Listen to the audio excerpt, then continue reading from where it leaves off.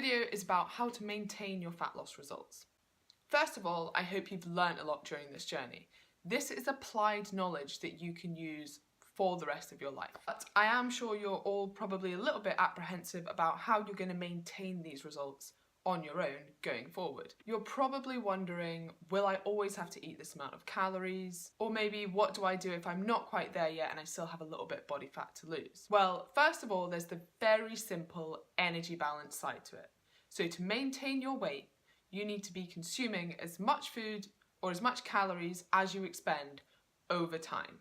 That will fluctuate day to day, but over time, they need to be equal so that you're in calorie balance. Similarly, to lose weight, you'll need to be in a negative energy balance over time, which, if your weight loss has been successful, is exactly what you've been doing. But what does this actually look like in real life? So let's say you're happy with your current physique and you now want to maintain your fat loss. You want to maintain your current body composition. There are numerous equations that you can use online to give you an estimate of your maintenance energy needs.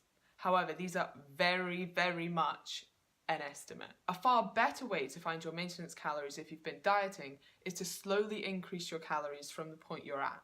Now, if you've been calorie counting and you know your current calorie intake, then what you can do is add on about 10 to 20%, depending on the size of your deficit, and monitor where your weight goes from there.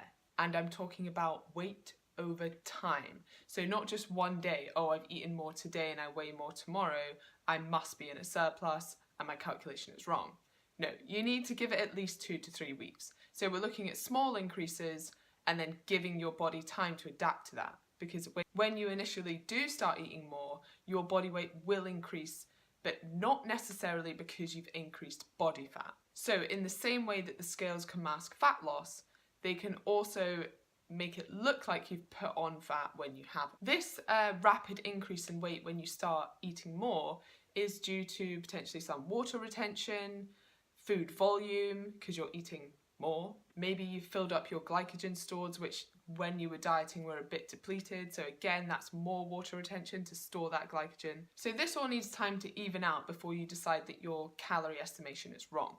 So do give yourself time. If you don't track calories, a good tip is just to add maybe 100 to 500 calories, again, depending on the size of your deficit and your energy needs. Practically, this can be done by increasing your portion sizes, or adding in a snack, or adding in maybe a small meal. And then again, just to emphasize this point, you need to give it time. So we want your weight to stabilize over time.